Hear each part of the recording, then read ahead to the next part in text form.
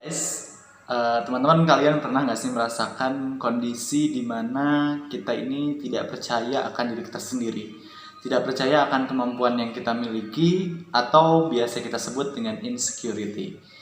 Perasaan insecure ini muncul akibat kita nggak percaya akan apa yang kita miliki hari ini. Bahkan kita nggak percaya kita punya kelebihan. Dan kita pun merasa bahwa kita ini selalu kurang dibandingkan dengan orang lain. Dan kita muncul perasaan kita ini tuh kayak nggak berharga, nggak berguna, dan bahkan muncul perasaan kayaknya hidup kita ini yang paling susah dibandingkan dengan hidup orang lain. Nah, kemarin aku membuat sedikit pertanyaan di Instagram aku dan juga membuat kolom pertanyaan serta perasaan yang muncul mengenai insecurity ini. Nah, kita akan bahas mengenai insecure, yang mana perasaan itu sepertinya semua orang pernah mengalaminya. So, kita bahas bareng-bareng. Kalau kamu suka sama konten yang akan aku bawakan hari ini, silahkan like, komen, dan sebarkan seluas-luasnya. Terima kasih. Yuk kita tonton.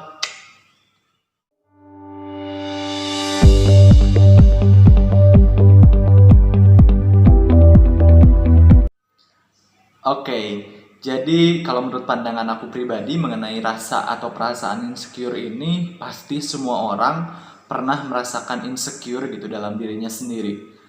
Toh itu artis Hollywood, toh itu orang yang menurut kita paling perfect pun, pasti semuanya pernah merasakan insecure. Tidak percaya akan hal yang telah dia miliki. Entah itu dari segi fisik, dari segi kemampuan, dari segi kapabilitas, dari segi kepemimpinan, dan lain sebagainya. Pasti ada banyak orang yang pernah mengalami perasaan insecure dalam dirinya. Nah, dari kuesioner Instagram yang aku bagikan di Instastory, ini aku menanyakan yang pertama, apakah kamu pernah mengalami insecure? Nah, dari hal yang aku tanyakan ini, sekitar banyak orang yang mengisi, ini 388 orang menyatakan bahwa dia pernah merasakan insecure. Dan 26 orang ini tidak pernah merasakan insecure. Lalu ke pertanyaan yang kedua, ini 201 orang mengatakan bahwa penyebab insecure ini adalah dirinya sendiri, dan 203 orang ini menyebabkan perasaan insecure ini muncul akibat dari faktor eksternal atau orang lain. Lalu kita akan bacakan perasaan-perasaan yang muncul akibat insecurity ini. Kita bacakan dari yang pertama. Jadi ini aku nggak akan membacakan semuanya, aku hanya akan membacakan sebagian dari komentar ataupun pesan teman-teman yang masuk dari Instastory, yang masuk ke Instagram aku. Bentar ya teman-teman, ini masih loading. Jadi dari sekian banyak, aku pasti yang pertanyaan pertama aku akan baca terlebih dahulu. Cara mengubah pola pikir kita tentang insecure menjadi kelebihan diri kita. Ini aku sedikit tanggapi, barangkali bisa menjadi referensi ataupun masukan buat penanya ya, atau buat teman-teman yang menonton video ini. Insecure ini memang perasaan yang wajar dan pasti semua orang pernah mengalaminya. Ini menurut pandangan aku pribadi. Pasti ada seseorang ataupun suatu individu ini merasakan ada perasaan kurang dalam dirinya, entah itu dari segi fisik maupun hal yang lain. Nah, ketika kita mengalami insecure, please coba kita sadari kelebihan kita ini apa, dan kita ini sebenarnya memiliki apa aja sih dalam hidup kita. Dan fokus pada kelebihan yang kita miliki, fokus pada apa yang bisa kita lakukan, sehingga perasaan insecure ini tidak akan muncul kembali dalam diri kita. Karena memang sejatinya perasaan insecure ini muncul akibat kita terlalu memikirkan kekurangan kita apa, terus kita membandingkan diri kita dengan orang lain. So please, buat kita semuanya yang memang sering mengalami perasaan insecure, berhenti untuk membandingkan diri kita dengan orang lain. Fokus pada kelebihan apa yang kita miliki, sehingga kita bisa melakukan sesuatu yang bermanfaat. Lalu yang kedua, nah ini juga gimana caranya supaya kita nggak selalu membandingkan diri kita dengan orang lain. Ini sebenarnya bisa disebabkan oleh beberapa faktor. Yang pertama itu kita tumbuh di lingkungan yang tidak positif dan juga tidak suportif terhadap diri kita sendiri.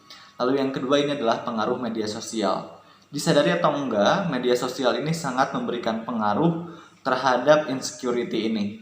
Karena kita selalu melihat orang lain Karena media sosial ini biasanya menampilkan hal-hal yang positif terhadap seorang individu. Dan kita melihat kok orang ini rajin sekali kontennya, kok orang ini cantik banget, kok orang ini ganteng banget, seperti tidak ada kekurangan. Seperti kehidupan di media sosial ini baik-baik aja dan selalu bahagia. Nah, ketika kita merasakan hal tersebut, merasakan bahwa kok orang lain tuh selalu baik-baik aja ya, kok kita enggak. Perasaan itu sudah suatu perasaan yang muncul atau mendekati pada insecurity. Nah, buat kita yang mengalami hal tersebut, coba kita sedikit kurangi penggunaan media sosial. Bahwa mungkin sebenarnya hal yang terjadi, yang kita lihat di media sosial ini tidak sepenuhnya selalu terjadi di kehidupan seseorang gitu. Kita kan nggak tahu ya orang tersebut mengalami hal seperti apa di dunia nyatanya. Jadi berhenti untuk kita membandingkan diri kita dengan orang lain, apalagi kita membandingkan diri kita dengan kehidupan orang lain di media sosial. Kenapa sih Kak aku selalu merasa sedih? Perasaan sedih ini memang terbiasa muncul dan suatu hal yang alamiah terjadi pada kehidupan seorang manusia. Jadi kita nggak perlu untuk menghindari perasaan sedih tersebut gitu. Jadi kita jangan kayak perasaan sedih tersebut kita pikirkan dan menjadi suatu perasaan negatif yang menyebabkan kita pun melakukan suatu hal yang negatif pula. Jadi buat kita yang merasakan kesedihan, cukup rasakan kesedihan tersebut dan kita evaluasi apa sih hal yang salah dalam diri kita. Lalu kita perbaiki hal tersebut, berjuang lagi untuk menciptakan kehidupan yang lebih baik lagi. Terus lalu ini, Kang, aku boleh tidak hukum diri sendiri sebagai proses pendewasaan diri? Sebagai suatu sanksi atas suatu hal yang tidak bisa kita capai, suatu hal yang tidak bisa kita lakukan. Menurutku pribadi, bukan saatnya kita memberikan sanksi, bukan saatnya kita memberikan hukuman terhadap diri kita sendiri. Tapi bagaimana cara kita menghargai proses yang kita lalui. Kita selalu sadar bahwa dalam menjalankan setiap proses dalam kehidupan ini tidak pernah dan tidak selalu semuanya berhasil. Tidak selalu semuanya berhasil. Tidak pernah lepas dari yang namanya proses kegagalan itu tersendiri. Jadi memang ketika kita merasakan suatu kegagalan atau kita tidak berhasil mencapai sesuatu, itu adalah hal yang wajar. Cuman kita lihat kembali dari sekian waktu yang kita lalui untuk melalui proses tersebut, apa sih hikmah yang bisa kita ambil? Apa sih pembelajaran yang bisa kita ambil? Nah, pembelajaran hal tersebutlah yang bisa menjadi hikmah dalam diri kita, yang menjadikan kita lebih apresiatif terhadap diri kita sendiri, karena kita telah melalui proses panjang yang mungkin orang lain nggak bisa menghadapi proses tersebut. Ini aku selalu analogikan dalam diri aku sendiri, bahwa dalam suatu proses, ini ketika berhasil kita nilainya 2, ketika kita gagal kita nilainya 1, dan ketika kita nggak mencoba sama sekali nilainya 0. Jadi memang selalu ada nilai yang bisa kita ambil dari proses panjang yang kita lalui. Jadi kalau kata aku, bukan tentang menghukum diri sendiri, tapi bagaimana cara kita mengapresiasi proses yang telah kita jalani. Lalu ini juga ada lagi, menurutmu gimana sih cara kita membangkitkan diri kita sendiri, atau membangkitkan dari kegagalan yang telah kita hadapi? Sama seperti tadi kuncinya, bahwa sebenarnya aku pun orang yang sering insecure, apalagi terkait dengan orang-orang yang muncul di kehidupan media sosial, di kehidupan di sekeliling aku gitu. Tapi memang bagaimana cara membangkitkan dirinya, aku ada beberapa tips, tapi nanti akan kita bahas ya setelah segmen ini, tentang tips and trick dari menghadapi insecure ini. Dan untuk membangkitkannya itu lebih ke bagaimana cara kita melihat diri kita sendiri secara utuh, melihat diri kita sendiri secara penuh, bahwa kita punya kelebihan, bahwa kita punya suatu potensi yang orang lain tidak memiliki hal tersebut. Kalau kita selalu berfokus pada orang lain kok bisa kayak gini ya, orang lain kok penampilannya bagus banget, orang lain kok uangnya banyak banget. Kita selalu berfokus pada apa yang orang lain miliki, tapi kita nggak berfokus pada apa yang kita miliki. Untuk membangkitkan diri kita dari perasaan insecure ini, fokus pada apa yang kita miliki dan fokus pada apa yang bisa kita lakukan. Karena kita nggak mungkin bisa ngelakuin apa yang orang lain lakuin gitu. Tapi kita bisa melakukan apa yang bisa kita lakukan.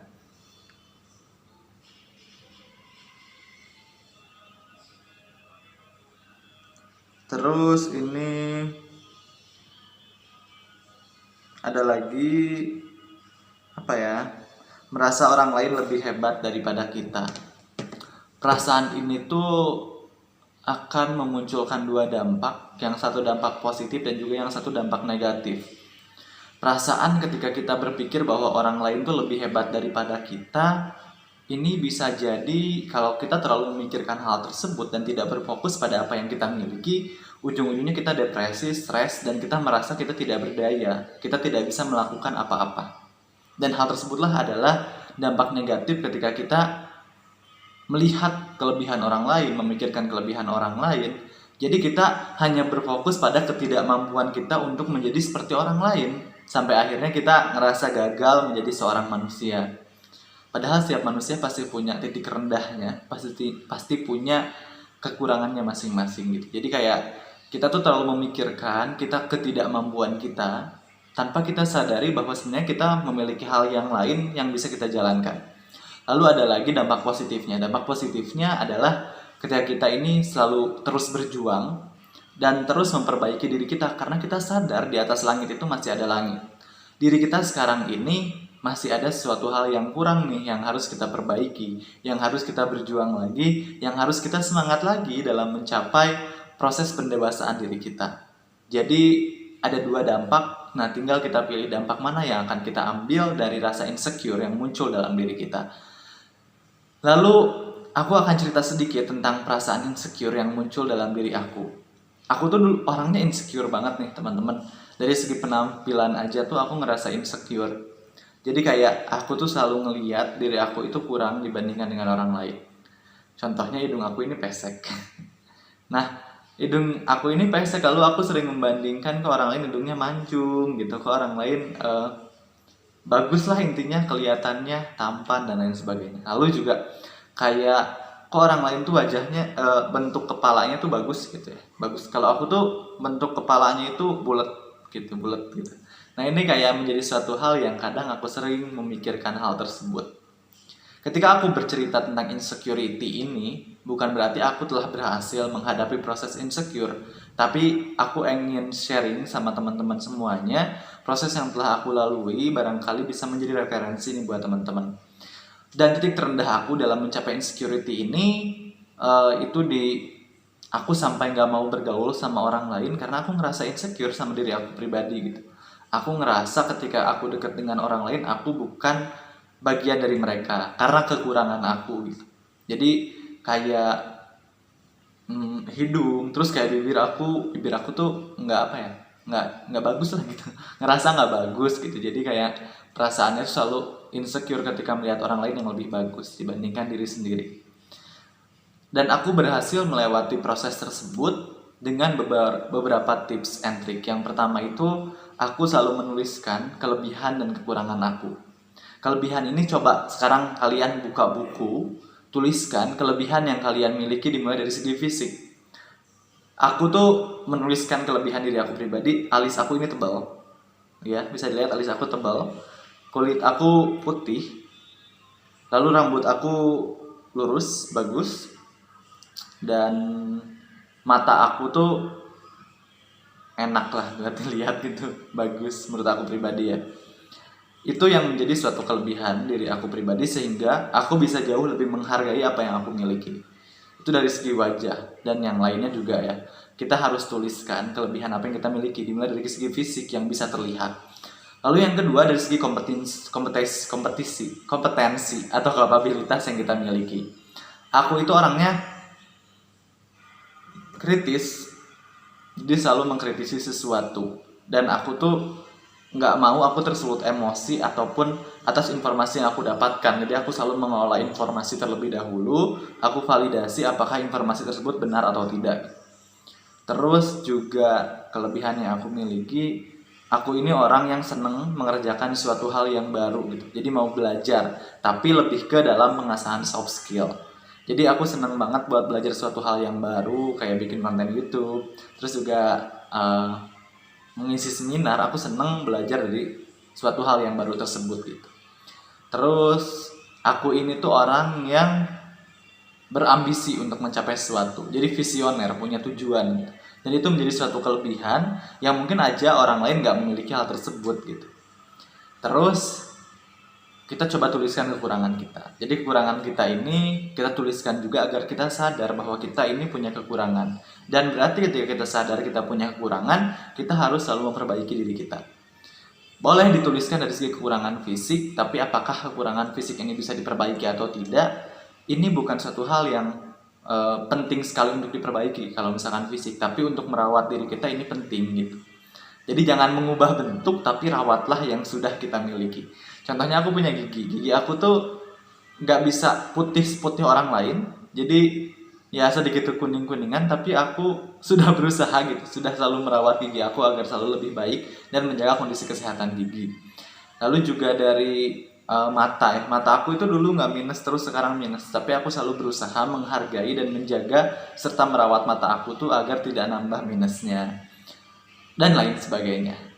Terus juga untuk menjaga kemampuan aku untuk belajar, ini aku selalu merasa bahwa aku ini adalah kotak kosong yang perlu diisi, gelas kosong yang perlu diisi oleh air dari orang lain. Jadi aku selalu memposisikan diri aku sebagai orang yang nol, jadi aku selalu belajar dari pertemuan dengan orang lain dan juga hal yang lainnya. Terus juga kelemahan aku tuh garing. Jadi aku tuh selalu nih ketika aku mencoba mengirimkan salah humor aku kepada orang lain, ujung-ujungnya nggak nyampe gitu, ujung-ujungnya nggak masuk ke orang lain.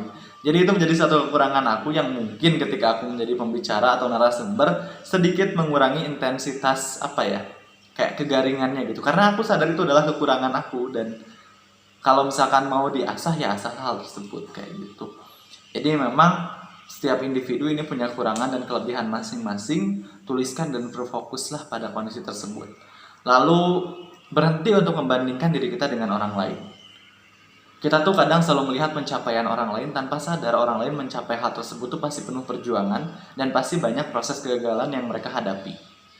Jadi buat kita semuanya berhenti untuk membandingkan diri kita dengan orang lain, fokus pada kelebihan apa yang kita miliki, lalu perbaiki selalu diri kita. Jadikan setiap proses yang kita jalani ini adalah untuk belajar, agar kita sadar bahwa kita ini selalu kurang gitu, dan selalu kita ini berusaha untuk lebih baik lagi. Lalu yang selanjutnya, berhenti menganggap bahwa kehidupan di media sosial ini adalah kehidupan yang senyata-nyatanya. Kita tuh kehidupan media sosial ini selalu udah menjadi pendamping utama kita ya. Kita nggak bisa lepas dari kehidupan media sosial. Jadi ketika ada orang lain yang di media sosial ini kelihatan selalu baik-baik aja, selalu positif, aku pun kadang mikir kayak, kok ada orang ya yang rajin konten banget, terus editingnya bagus, terus kayak di media sosial tuh kelihatannya cakep banget lah, perfectly banget lah di media sosial gitu. Terus aku berpikir lagi, ketika ada orang yang kelihatannya perfect banget di media sosial, barangkali itu adalah kehidupan yang ditampilkannya di media sosial. Dan bahkan mungkin kehidupan nyatanya itu ada proses panjang, ada proses kegagalan, ada suatu hal yang dia tuh berdarah-darah loh untuk mencapai hal tersebut gitu. Cuman kita nggak mengetahui hal tersebut. Jadi coba kita ambil sisi lain dari kehidupan di media sosial gitu.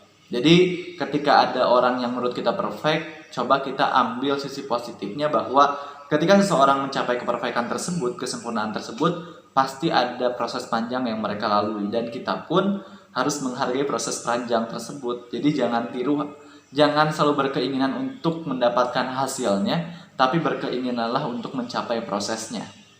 Itu mungkin tips yang bisa aku bagikan dalam cerita hari ini tentang insecurity.